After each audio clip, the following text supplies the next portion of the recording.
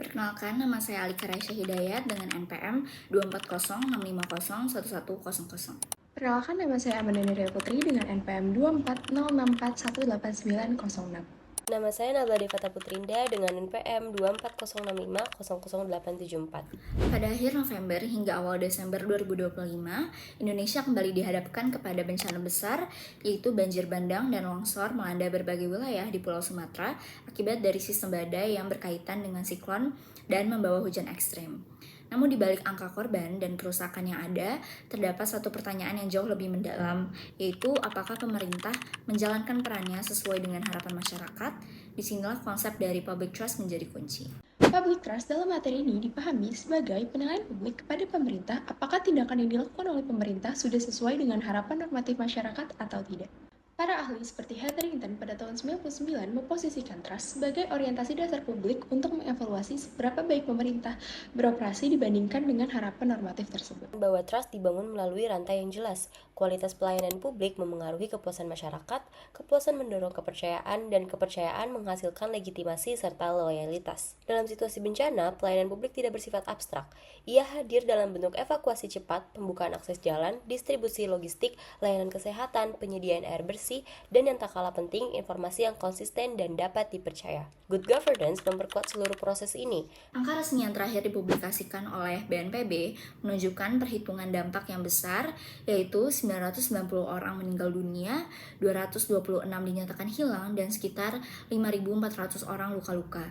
Termasuk fasilitas publik yang rusak juga mencapai ratusan. Pemerintah juga memperkirakan kebutuhan dari pemulihan mencapai 51,82 triliun rupiah atau sekitar 3,11 miliar US dollar.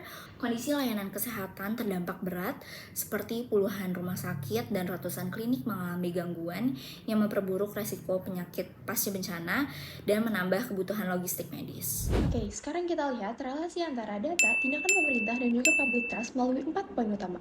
Yang pertama, skala korban dan kerusakan layanan publik menekan kapasitas negara. Hal ini menunjukkan bahwa beban negara bukan hanya soal cepat tanggap, tetapi juga menjaga agar layanan publik tetap berjalan, terutama layanan kesehatan di saat kebutuhan melonjak. Ketika rumah sakit dan klinik turut terdampak, ekspektasi publik terhadap peran pemerintah pusat dan kemampuan logistik nasional otomatis meningkat. Jika hal ini tidak terpenuhi, persepsi atas kompetensi pemerintah berisiko menurun di mata publik. Yang kedua, beban anggaran pemulihan besar yaitu sebesar 51,82 triliun rupiah. Estimasi kebutuhan 51,82 triliun rupiah membuat publik berekspektasi bukan hanya bantuan cepat, tetapi juga perencanaan rekonstruksi yang transparan seperti alokasi wilayah, prioritas proyek, dan mekanisme pengawasan. Besarnya angka ini menimbulkan dua risiko bagi trust. Yang pertama, jika anggaran tampak tidak diprioritaskan atau proses pengadaan opak, publik bergeser ke skeptisisme.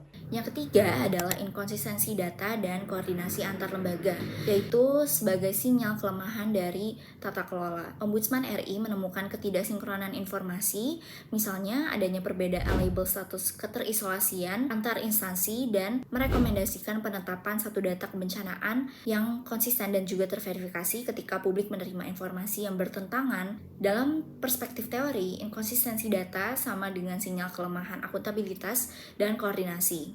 Poin keempat, ada faktor lingkungan dan tata guna lahan. Laporan jurnalis dan hasil investigasi menyebutkan ada kaitan antara pembukaan lahan seperti deforestasi atau aktivitas perusahaan dengan tingginya dampak banjir atau longsor pada bencana kali ini. Dari keempat poin tersebut, terlihat pola bahwa trust dibentuk oleh 3 dimensi, yang materi sebut kompetensi, integritas, dan niat. Agar bencana ini tidak berakhir sebagai sumber erosi trust, ada beberapa langkah krusial yang kami rekomendasikan. Pertama adalah menyatukan data kebencanaan nasional yang juga terverifikasi. Ini juga sesuai dengan rekomendasi dari Ombudsman RI. Lalu yang kedua adalah mengadakan rencana pemulihan publik dan terbuka anggarannya untuk 51,82 triliun rupiah.